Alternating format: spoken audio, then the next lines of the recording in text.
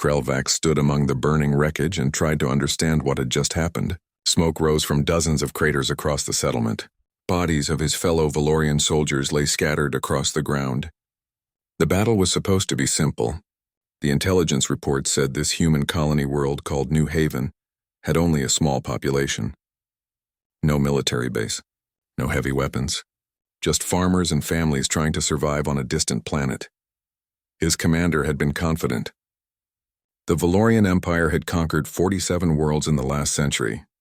They knew how to handle primitive species, send a show of force, demand surrender. Most civilizations gave up when they saw the size of the Valorian fleet. Those who resisted usually broke after the first real battle. It was a pattern that worked across 3 galaxies. But humans were different. Krelvax had learned that in the worst way possible. The attack began 3 days ago. 2,000 Valorian shock troops landed outside the main settlement. They expected the humans to flee or surrender. Instead, a human officer walked out to meet them. He wore a dark green uniform with strange markings on his chest. His name was Jake Morrison, and he was a lieutenant in something called the Colonial Marines. Behind him stood maybe 20 other soldiers and about 200 civilians. Jake Morrison looked at the Valorian army and smiled. That smile still haunted Krelvax. It was not the smile of someone who thought they would win. It was the smile of someone who had already accepted death and decided to make it count. The human lieutenant raised a white cloth on a stick. Krelvax's commander, thinking it was a surrender flag, ordered his troops to hold fire. Jake Morrison walked closer. When he was within speaking distance, he lowered the white flag and spoke in surprisingly clear Valorian. The humans had learned their language from intercepted broadcasts. "This is your only warning," Jake said calmly. "Leave this planet now. If you stay, we will make you regret it." The Valorian commander laughed. The soldiers around him laughed too. 2,000 trained warriors against 200 civilians and a handful of Marines. It was absurd. The commander gave Jake one chance to surrender. Jake's response was to pull out his sidearm and fire a single shot into the air. That shot was the signal. The ground beneath the Valorian front line exploded. Krelvax was far enough back to survive the initial blast. The humans had spent weeks preparing the battlefield. They dug tunnels under the approach routes. They filled them with homemade explosives made from farming equipment. When those charges went off, they killed 300 Valorians in less than 10 seconds. The human Marines opened fire immediately. They were outnumbered, but they knew every inch of the terrain. They had prepared firing positions in the buildings. They had trapped the streets. Every corner held a surprise. The civilians joined the fight too. Old men with hunting rifles, women with makeshift weapons. Even children threw homemade grenades from rooftops. The Valorians had better armor, better weapons, better training. But the humans fought like they had nothing to lose. Because they didn't, this was their home. These were their families. Surrender meant slavery or death, so they chose to fight. What disturbed Krelvax most was how the humans used their own wounded. In Valorian culture, you protected the injured. You evacuated them to safety. Humans did the opposite. They left their wounded in the open, crying for help. When Valorian soldiers approached to capture them, hidden snipers opened fire. The injured humans were bait, living traps. One wounded Marine named Carl lay in the middle of a street for 6 hours. He was gut-shot and dying. He knew it, his comrades knew it. But he stayed there, calling out in pain, drawing Valorian soldiers closer. By the time he died, he had helped kill 17 enemy troops. The humans sang during battle. That was another thing Krelvax couldn't understand. His species fought in disciplined silence. Humans sang old songs, yelled encouragement to each other, and laughed when they scored a kill. They treated war like a sport, like something they enjoyed. Jake Morrison seemed to be everywhere at once. He led a charge that retook the medical center. He organized the civilians into effective fighting units. He personally carried ammunition to soldiers who were running low. And through it all, he kept that same calm smile on his face. On the second day, the Valorians brought in heavy artillery. They shelled the settlement for hours. Buildings collapsed. Fire spread. Surely the humans would surrender now. But when the bombardment stopped and Valorian troops advanced, they found the humans waiting in the rubble. They had used the destroyed buildings as cover. They turned the debris into fortifications. A human woman named Kate led a group of teenagers in defending a school. She was a teacher before the invasion. Now she coordinated ambushes with brutal efficiency. Her students, none older than 17, fought alongside her. They used the school's chemistry lab to make explosives. They turned sports equipment into weapons. When the Valorians finally overran the school, Kate and her students retreated to the basement and collapsed the building on top of the advancing troops. None of them survived, but they took 60 Valorians with them. By the third day, the Valorian forces had taken most of the settlement. But it was a hollow victory. They had started with 2,000 soldiers. Now they had less than 1,000 combat-effective troops. The humans were down to maybe 50 fighters. But those 50 were still fighting, still killing, still refusing to quit. Jake Morrison made his last stand at the colony's power station. He had 15 Marines with him. They held off 200 Valorians for 8 hours. The Marines used every trick they knew. They channeled the enemy into kill zones. They collapsed walls and sealed corridors. They fought room by room, making the Valorians pay for every meter of ground. When the Valorians finally broke through to the main control room, they found Jake Morrison alone. He was badly wounded. Blood covered his uniform. But he was still standing, still armed, still smiling. The Valorian officer offered him one final chance to surrender. Jake's response was to detonate the charges he had placed throughout the power station. The explosion killed him, the Valorian assault team, and destroyed the entire facility. Without power, the settlement became useless to the Valorians. Krelvax survived the battle. He was now the ranking officer of what remained of the invasion force. Standing in the ruins, looking at the bodies of his comrades and the few remaining human corpses, he realized something terrifying. The humans had lost. They were all dead or captured. Their settlement was destroyed. But somehow they had won. They made the Valorians pay such a high price that conquering other human worlds would be nearly impossible. The other human colonies would hear about New Haven. They would learn what happened here. They would prepare. And if every human world fought like this, the Valorian Empire didn't have enough soldiers to conquer them all. Krelvax looked at Jake Morrison's body. The human lieutenant was still smiling. Even in death, he seemed pleased with the outcome. That smile would appear in Krelvax's nightmares for years to come. It was the smile of a species that understood war in ways the Valorians never could. A species that would burn their own worlds rather than surrender them. A species that viewed death in battle not as tragedy, but as honor. For the first time in his military career, Krelvax felt true fear. Not fear of death. Fear of what humanity represented. A species that refused to lose even when losing was inevitable. The war entered its third year, and Krelvax found himself staring at strategic displays that made no sense. The Valorian Empire had captured 12 human colony worlds. They controlled 40% of human space. By any reasonable calculation, humanity should be negotiating surrender. Instead, human resistance was intensifying. Krelvax's new position gave him access to everything. Fleet movements, casualty reports, intelligence assessments. He worked in the Strategic Analysis Center, a massive facility where the Valorian Military Command planned the war. His job was to predict human behavior, to anticipate their next moves, to find weaknesses in their defense. The problem was that human defense had no logical structure. It was chaos that somehow worked. The Valorian fleet was approaching Earth itself. The human homeworld. Command expected this to be the final battle. Capture Earth, and humanity would have no choice but to surrender. The fleet was massive. 500 warships, 2 million troops. Enough force to overwhelm any planetary defense. The first surprise came when the fleet entered the solar system. Human defenses weren't concentrated around Earth. They were scattered throughout the entire system. Automated weapon platforms orbited every planet. Minefields filled the space between worlds. Hidden bases on moons and asteroids launched constant attacks. The Valorian fleet had to fight for every kilometer of space. Losses mounted. Ships were destroyed by mines, damaged by hidden weapons, harassed by small, fast human attack craft that struck and vanished. It took 3 months just to reach Earth orbit. By then, the fleet had lost 80 ships and 200,000 troops. But the real shock came when they saw Earth itself. Every city was fortified. Every major population center had walls, weapons, and organized military units. The humans had turned their homeworld into a fortress. Krelvax studied the intelligence reports in disbelief.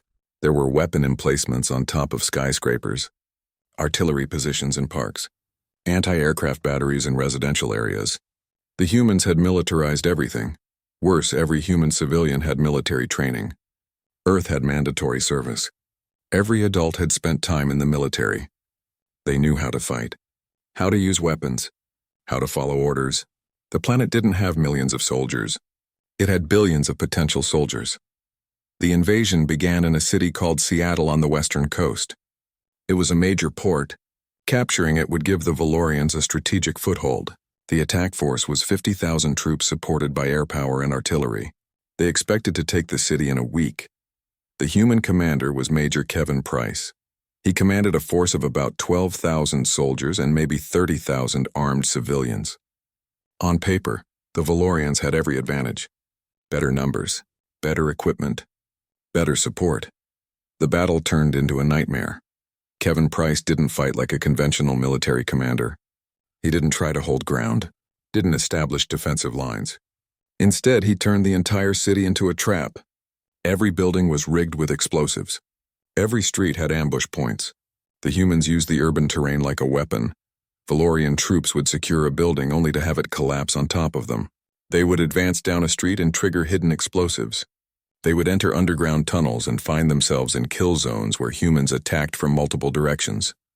The civilians were just as dangerous as the soldiers. A woman named Susan ran a resistance cell of 40 people.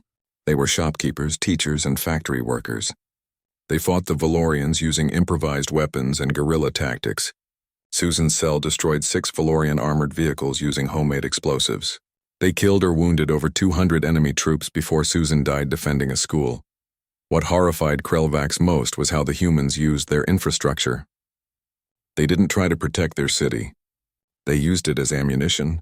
They flooded subway tunnels to drown Valorian troops, collapsed bridges to trap enemy forces, destroyed their own power plants to deny the Valorians resources. A human engineer named Paul was captured after blowing up a water treatment facility. Krelvax interviewed him personally. Paul had worked at that facility for 15 years. He had built and maintained it, and he destroyed it without hesitation. Why? Krelvax asked. That facility served your people. You destroyed something you spent years building. Paul smiled grimly. If we can't have it, you don't get it either. Simple as that.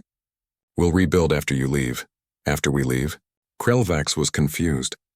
We're conquering your world. We're not leaving. Yes, you are, Paul said with absolute confidence. Maybe not today. Maybe not this year. But eventually you'll leave. And when you do, we'll still be here, waiting to rebuild. That attitude seemed universal among humans. They talked about the war in terms of decades, generations. They accepted that Earth might fall, that they might lose the immediate battle, but they refused to believe they could lose the war. The battle for Seattle lasted 7 months. The Valorians eventually captured the ruins. Every building was damaged or destroyed. The harbor was filled with wreckage. The city was economically worthless, and it had cost the Valorian invasion force 30,000 casualties. One city, 30,000 casualties. Earth had hundreds of cities. Krelvax ran the calculations. At the current rate of casualties, conquering Earth would take 20 years and cost millions of Valorian lives. And even then, they would control a planet full of hostile humans who would resist forever. He dug deeper into human military doctrine, accessing classified databases captured from human command centers. What he found chilled him to his core. Humans had a plan for losing Earth. It was called Operation Exodus. If Earth fell, they would evacuate key personnel to colony worlds beyond Valorian reach. They would take military hardware, technical knowledge, cultural records. They would establish new bases and continue the war. But Operation Exodus was just the backup plan. The real human strategy was something they called total war. Krelvax found training manuals for human civilians, instructions on making explosives from household chemicals, guides for sabotage, tutorials on guerrilla warfare. The humans were preparing their entire population to fight, not just soldiers, everyone. There were contingency plans for fighting as an insurgency, for waging war from the shadows, for making occupation impossible. The humans had studied every insurgency in their history: Vietnam, Afghanistan. Dozen other conflicts where a weaker force defeated a stronger occupier through sheer persistence. They planned to do the same thing on a galactic scale. But the most disturbing discovery came when Krelvax accessed sealed human military files. weapons that humans had developed but never used. Bioweapons designed to target specific genetic markers, nanotechnology that could disassemble matter at the molecular level, antimatter warheads capable of destroying entire planets. These weapons existed. The humans had them. They were stored in secure facilities sealed by international agreement. But the files made it clear that if humanity faced extinction, those seals would be broken. There was a phrase in the human military doctrine that appeared repeatedly: mutual assured destruction. If the Valorians pushed too far, if they threatened to wipe out humanity completely, the humans would unleash weapons that would devastate both sides. They would turn the war into an extinction event for everyone involved. Krelvax compiled everything into a report. He included casualty projections, economic analysis, strategic assessments. Every piece of data pointed to the same conclusion. The war was unwinnable. The Valorians could capture human worlds, could kill human soldiers, could occupy human territory, but they couldn't break the human spirit. Couldn't make them surrender. Couldn't win without committing to a multi-generational war that would drain the Valorian Empire of resources and lives, and if the Valorians pushed too hard, the humans would destroy everything. They would use their doomsday weapons, turn populated worlds into graveyards. The humans had made it clear, if they couldn't win, nobody would. The report went to the highest levels of Valorian command. Krelvax waited for a response. Around him, the war continued. Seattle fell. The invasion of other Earth cities began. Human resistance intensified. The casualties mounted. 3 weeks later, Krelvax received a summons. The Valorian High Council wanted to speak with him directly. They had read his report. They had reviewed the strategic situation. They had reached a decision. The war would end. Not because the Valorians had won, not because the humans had won, but because continuing was pointless. The Valorians had conquered some human territory, but holding it was proving impossible. Every occupied world was a constant drain. Every city required troops to maintain order. Every human citizen was a potential insurgent. The economic reality was simple. The cost of conquering humanity exceeded the value of human worlds. The resources required to maintain occupation exceeded what those worlds produced. The continued casualties were unsustainable. The Valorians had fought 30 species before humans. All of them surrendered when defeat became inevitable. Humans were different. They would fight forever. They would lose every battle and keep coming back. They would turn their own worlds into wastelands rather than surrender them intact. Krelvax was assigned to the diplomatic team that would negotiate the ceasefire. It was an honor, but it felt hollow. The Valorian Empire was retreating. 3 months after New Haven, Krelvax found himself assigned to a new unit. The Valorian High Command wanted answers. They needed to understand why humans fought the way they did. Intelligence officers studied human communications. Scientists examined human biology. And soldiers like Krelvax were tasked with interrogating human prisoners. The facility was located on a moon orbiting a gas giant. Clean white walls, comfortable cells. The Valorians treated their prisoners according to galactic convention. They provided food, medical care, and reasonable living conditions. In return, they expected cooperation. Most species provided at least basic information. Rankings, unit structures, strategic positions. Humans provided nothing. Krelvax's first interview subject was Captain Lisa Bennett. She was a Marine officer captured during the defense of a supply depot on a world called Harmony Ridge. According to the reports, Lisa and her squad of 12 Marines held a bridge for 17 hours against an entire Valorian battalion. All of her soldiers died. She was the only survivor, and only because she was knocked unconscious by an explosion. Lisa sat across from Krelvax in the interview room. She had short brown hair and steady eyes. Her left arm was in a cast from the battle. She showed no fear, no nervousness. She looked at Krelvax the same way a scientist might look at an interesting specimen. "Captain Bennett," Krelvax began, speaking through the translator device. "I want to understand why you fought the way you did. Your position was indefensible.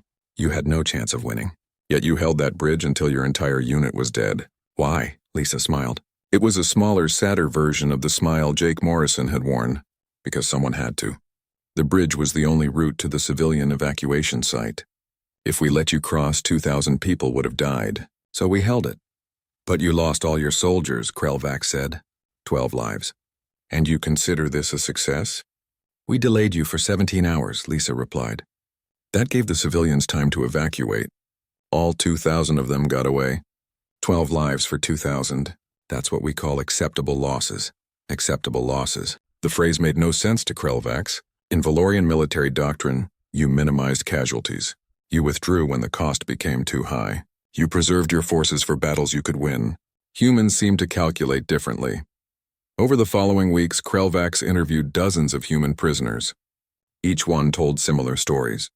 Impossible defenses, suicidal charges, last stands that should never have been attempted. And every single human spoke about these actions with pride. A sergeant named Ryan described how his unit held a warehouse for 3 days with no food and almost no ammunition. They survived by using improvised weapons and setting traps. When asked why they didn't surrender, Ryan looked confused. Surrender wasn't an option. We had a mission. A corporal named Nicole explained how she and 5 other soldiers defended a hospital full of wounded civilians. They were ordered to retreat. They refused.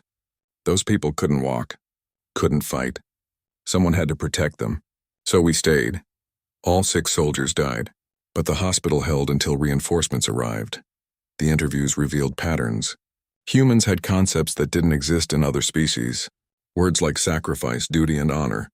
They were trained from childhood to value the group over the individual, to die for strangers if necessary, to never abandon their fellow soldiers.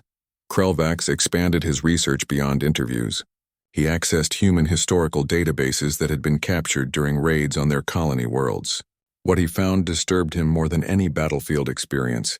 Humans had been fighting each other for their entire recorded history.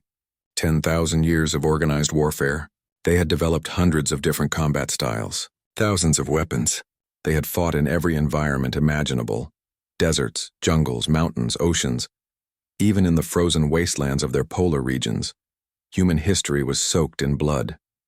They had a war called World War I where 10 million soldiers died in 4 years. They fought in muddy trenches charging into machine gun fire, dying by the thousands for a few meters of ground. And then barely 20 years later they did it again. World War II killed even more.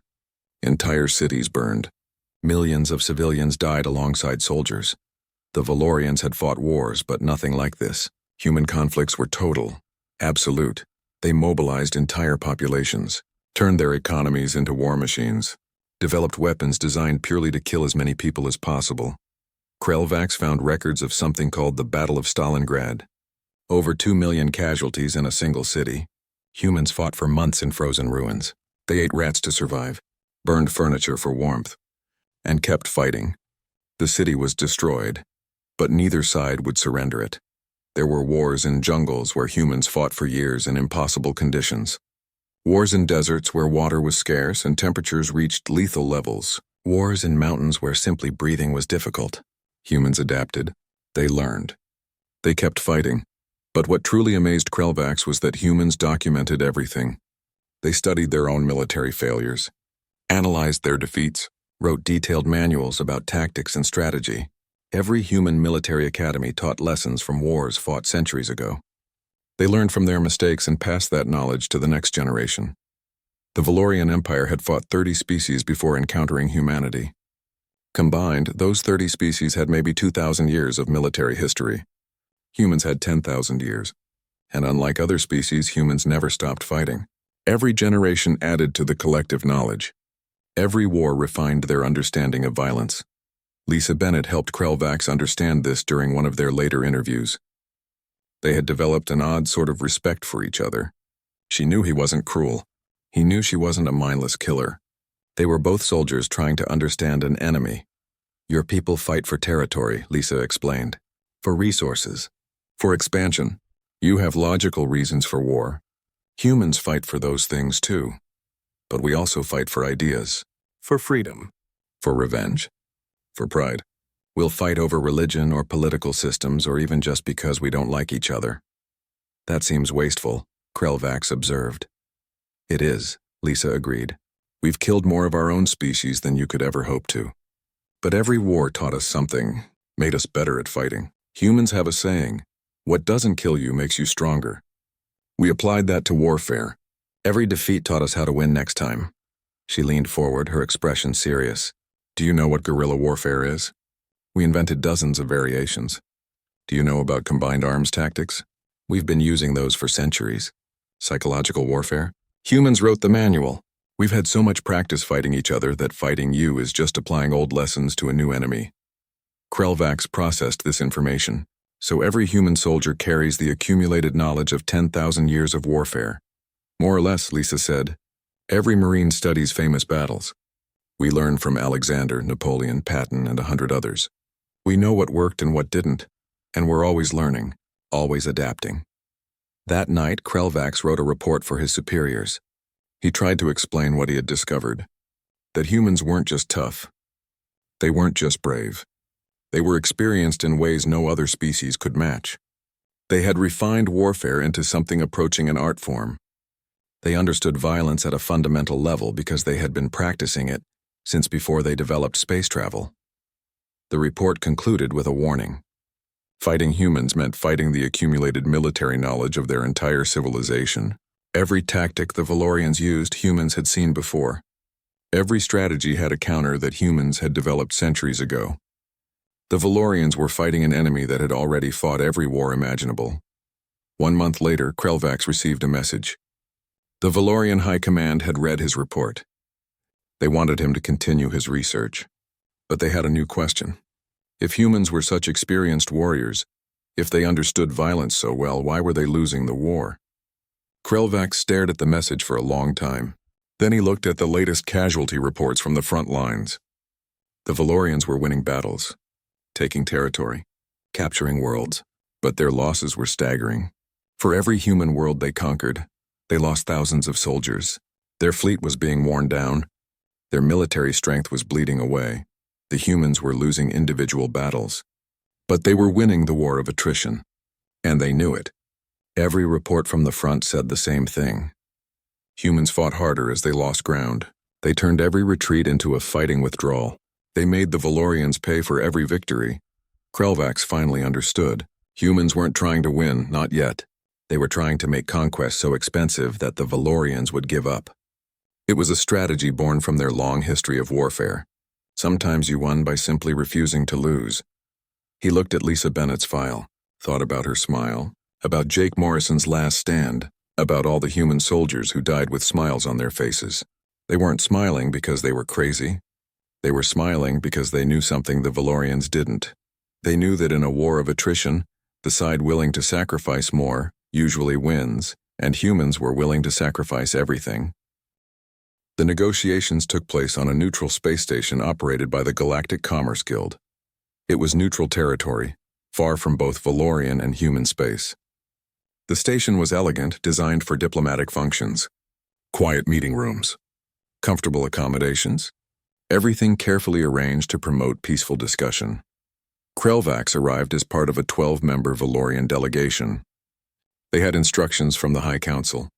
Negotiate a ceasefire, establish borders, find a way to end the war without admitting defeat. The Valorian Empire had its pride. The diplomats needed to frame the withdrawal as a strategic decision, not a retreat. The human delegation was smaller, only 6 people. The leader was Colonel Patricia Grant, a career military officer with 20 years of experience. She had short gray hair and sharp eyes that missed nothing. She walked with a slight limp from an old injury. According to her file, she had been wounded in 3 separate battles and refused to retire from active service. The first meeting was formal. Both sides presented their positions. The Valorians offered to withdraw from most occupied territory in exchange for trade agreements and mutual non-aggression. The humans listened politely and then made their counteroffer. Complete withdrawal from all human worlds. No exceptions. No conditions. The Valorian head diplomat, a senior official named Trenvak, tried to negotiate. Surely we can reach a compromise. Some of the worlds we occupy have strategic value. We could establish shared governance. Patricia Grant's response was simple and final. No, you leave. All of you. Every soldier. Every ship. Every piece of Valorian equipment. You leave or we keep fighting. Colonel Grant, Trenvak said with forced patience. You must understand that your military situation is not strong. We control a significant portion of your territory. Continued conflict would be costly for both sides. Patricia smiled. It was the same smile Krelvax had seen on so many human faces. The smile that said they had already accepted the worst and were no longer afraid. Ambassador, let me be clear. We can fight for another year, another decade, another century. We have plans for continuing this war across multiple generations if necessary. You invaded our space. You attacked our worlds. You killed our people. We will never stop fighting until you leave. Every single one of you. The negotiations continued for days. The Valorians tried different approaches. Economic incentives, security guarantees, promises of favorable trade relationships.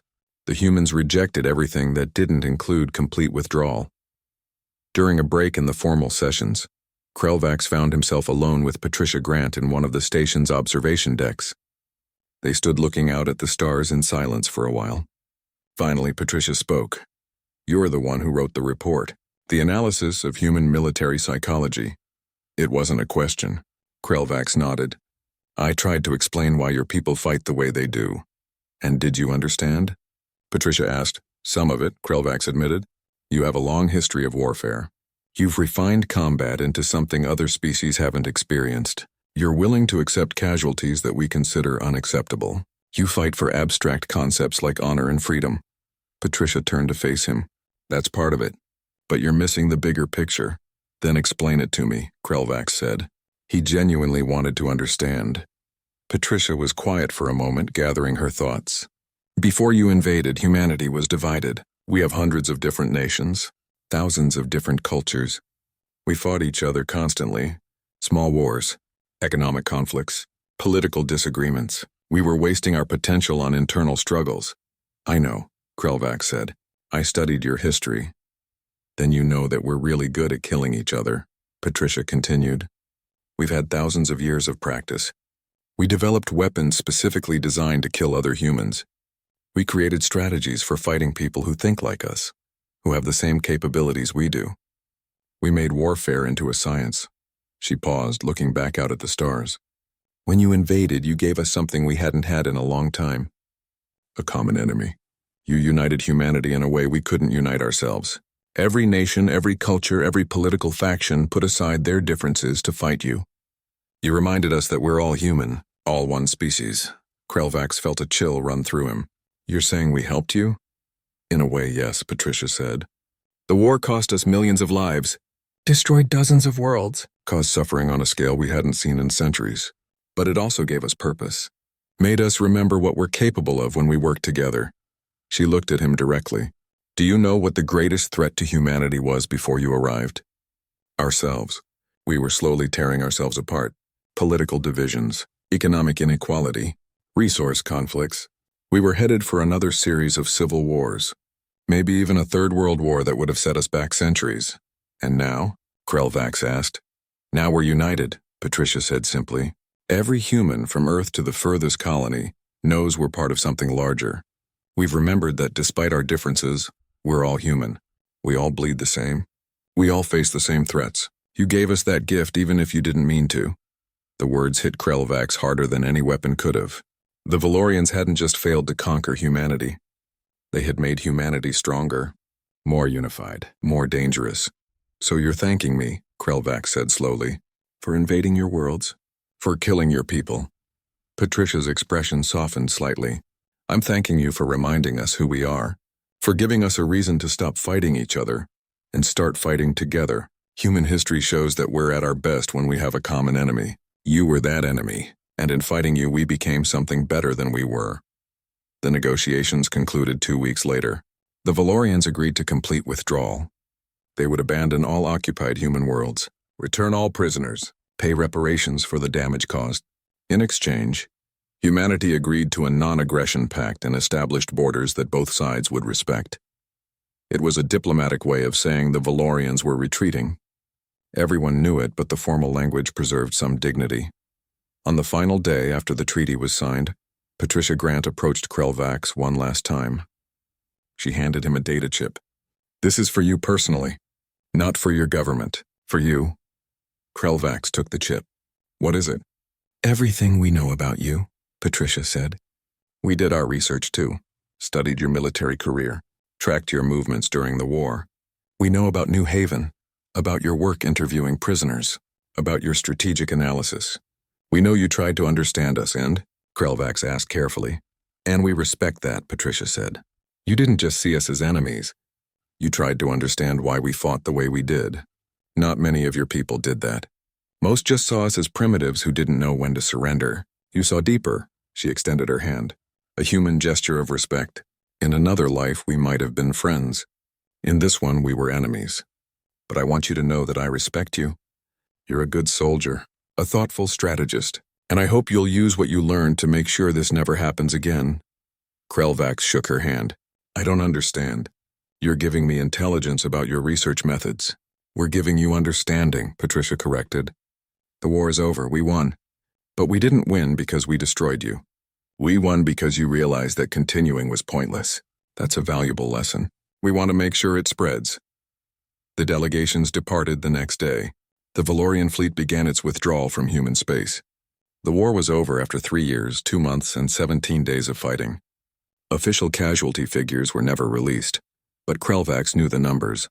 The Valorians lost over 400,000 soldiers.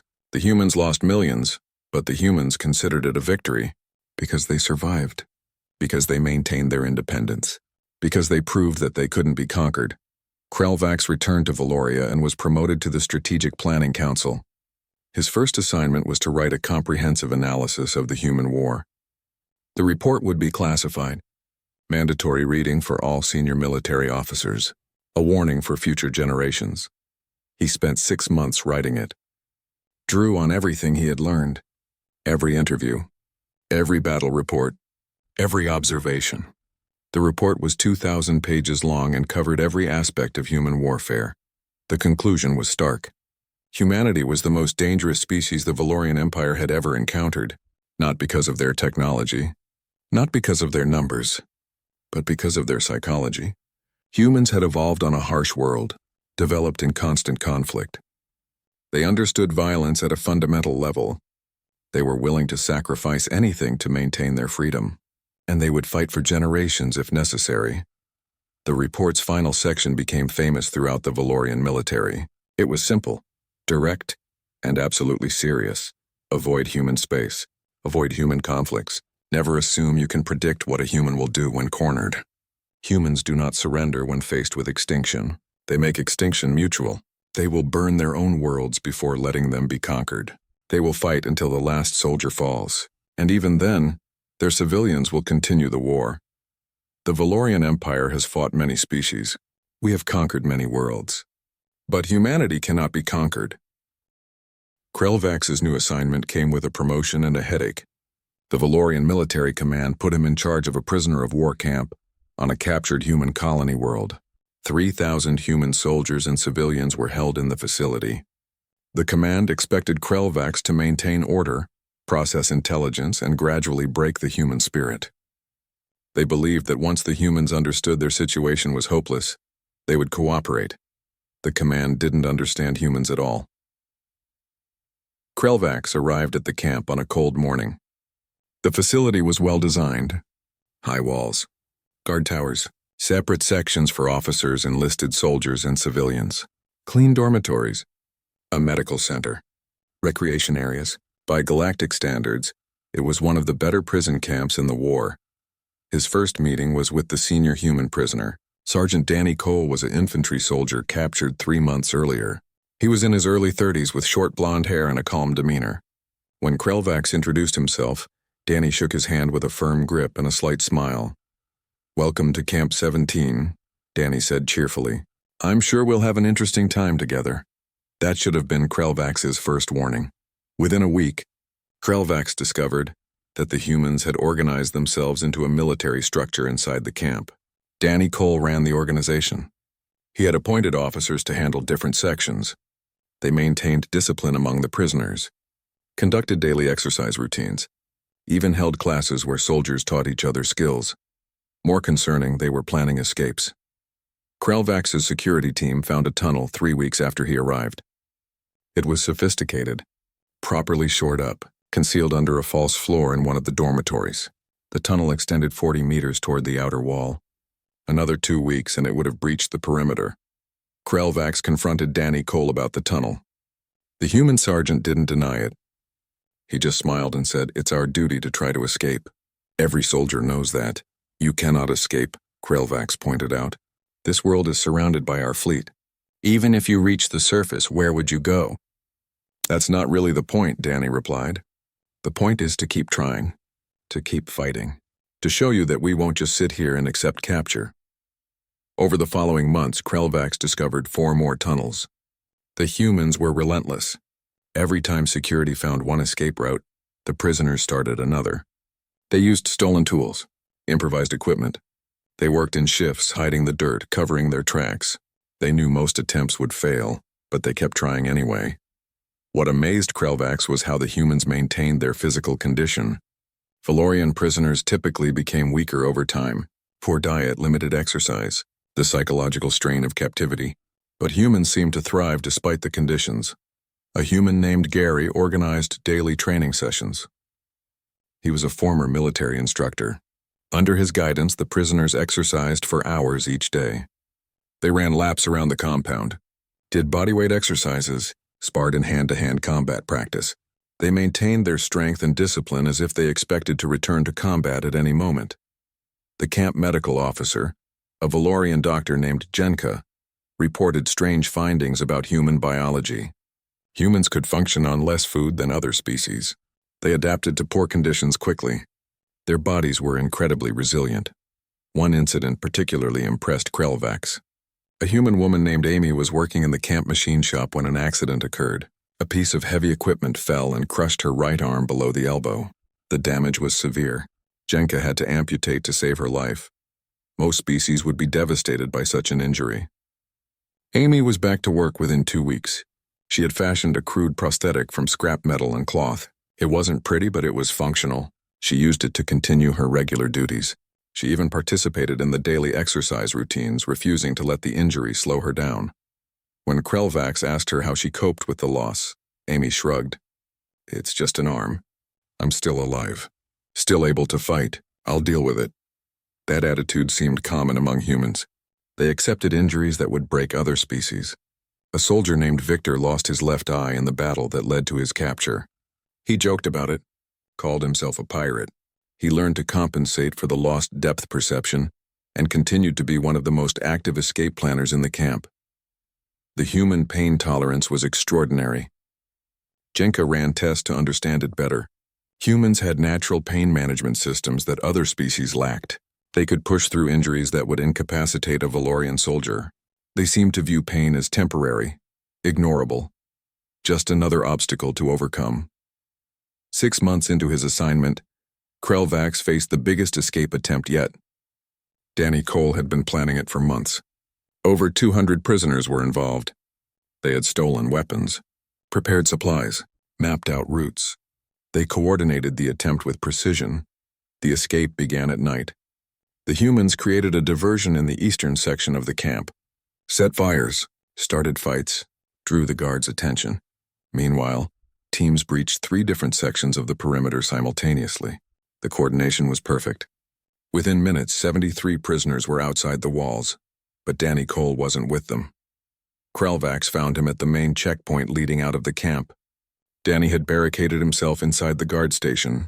He had weapons he'd stolen over months of careful planning. He was alone, facing down 30 Valorian soldiers.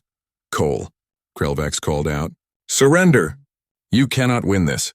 "Not trying to win," Danny called back. "Just buying time." He held that checkpoint for 27 minutes, long enough for the escaped prisoners to reach the extraction point where human resistance forces were waiting. Danny killed 3 Valorian guards and wounded 6 more, before he was finally overwhelmed. They brought him to Krelvax's office in restraints. He was badly beaten. Blood covered his face. One arm hung at an odd angle, but he was smiling. 73 got away, Danny said through split lips. "Worth it." "You knew you would die," Krelvax said. "Or at minimum face severe punishment. Why sacrifice yourself?" Danny looked at him like the question was foolish. "Someone had to hold the checkpoint. I'm the ranking soldier. That made it my responsibility." "But you could have escaped with them," Krelvax insisted. "You planned the entire operation. You earned the right to be among those who fled. Leadership means being the last one out, Danny replied. You take care of your people first. That's how it works. Krelvac sent Danny to solitary confinement. It was the required punishment for leading an escape attempt. But he couldn't stop thinking about what the human had said. About leadership meaning sacrifice. About duty requiring you to put others first. In Valorian culture, leaders led from the rear. They directed operations from safe positions.